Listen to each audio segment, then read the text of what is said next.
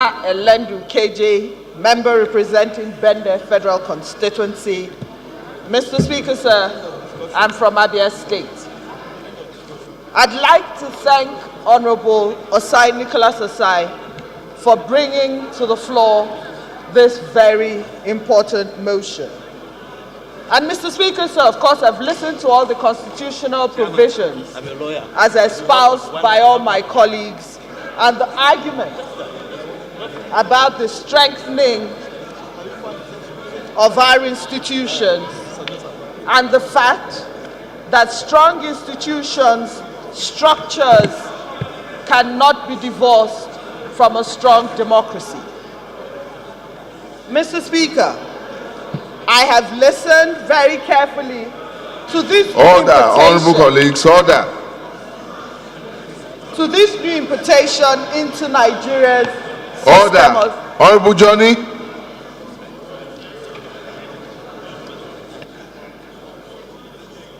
To this new invitation into Nigeria's system of governance.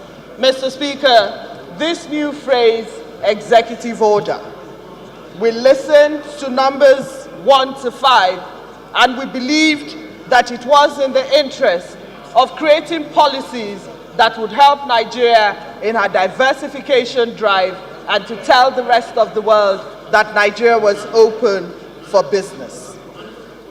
But Mr. Speaker, sir, this latest executive order number 6 only seeks to erode all the interest, all the confidence that the rest of the world has had in Nigeria. For in one breath, we're telling the rest of the world that Nigeria is open for business, and yet by this order number 6, what we have achieved in doing is that we have set aside all our systems, structures, and institutions that say that Nigeria is a strong democracy and therefore ready for a just economic world order.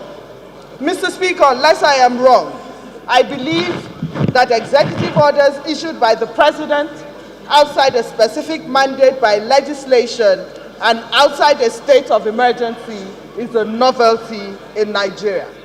Mr. Speaker, obviously it's an importation from the United States. But in the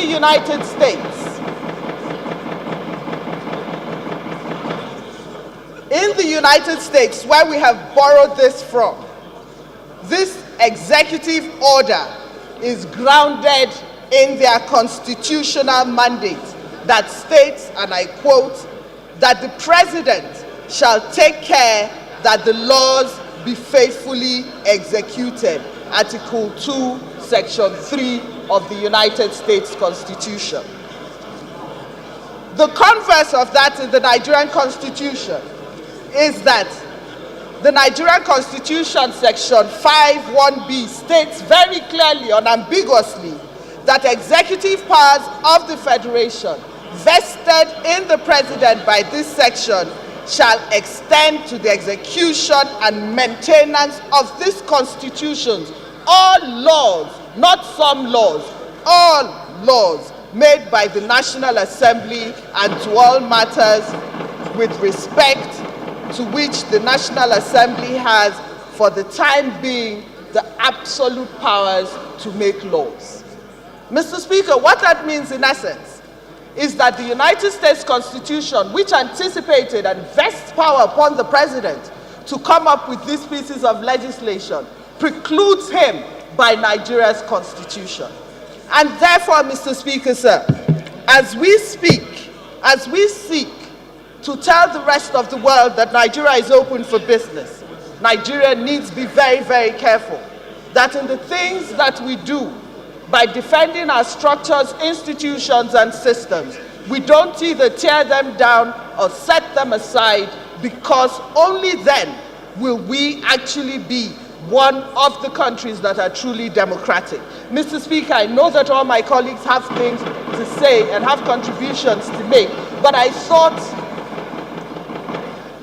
that it was very important for me to make that distinction, and also to make the point that even in the United States, where the President is protected by their Constitution to make these executive orders, Most of the executive orders that the present President of the United States, Donald Trump, has signed have actually been vacated by their highest courts. Therefore, even as we import, we should realize that it is not cast in stone, it is not sacrosanct, least of all when it is very alien to Nigeria's constitution and our system of government. I so submit. Thank you.